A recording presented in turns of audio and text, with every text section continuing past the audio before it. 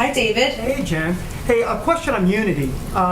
You talk about, or earlier you said you wanted to bring, or the president wanted to bring the country back together. So I guess the question is, he has not met with House Minority Leader Kevin McCarthy, according to Kevin McCarthy. What does that say about unity? And also there are some other legislative issues as it relates to H.R. 1 and a commission to study packing the Supreme Court, as you would say. And there's a lot of other lists as well, budget reconciliation. So there's a lot of folks, you talk about tens of millions of people, they're concerned about that this doesn't seem like unity at all.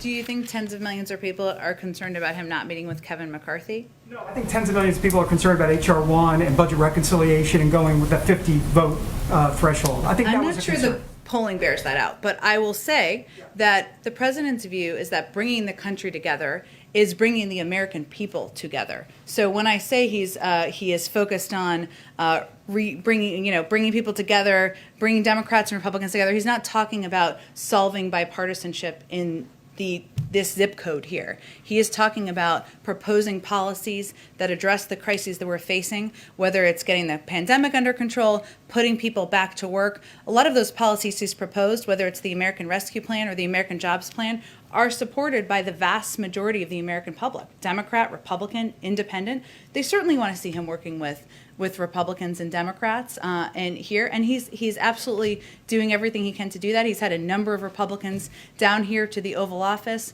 He's looking for it. We're going to be reviewing their proposals, and I think certainly people see him rolling up his sleeves and ready to work with people of all different viewpoints. Real quick, why not separate the infrastructure bill the Republicans have, whatever it is, $800 billion or so? Why not just take that, call it unity, call it a deal, and then move on to some of the other legislative priorities within the total construct? Well, David, as you know, you need 60 votes. You can talk to Republicans in the Senate and see how many votes they have. But I will say that where we are now is that we are certainly taking a look at the proposal. Right now, there's deep in the weeds, sometimes nerdy conversations between staffers, members of Congress. We have lots of follow-up questions. I'm sure they have lots of follow-up questions. We're sharing ideas. That's actively happening now. He'll invite some members next week, bipartisan members, to come to the Oval Office and have a discussion about it and what the path forward looks like. Thank you. Sure, go ahead. Thank you, ma'am. I have one question about foreign policy and then another about COVID here.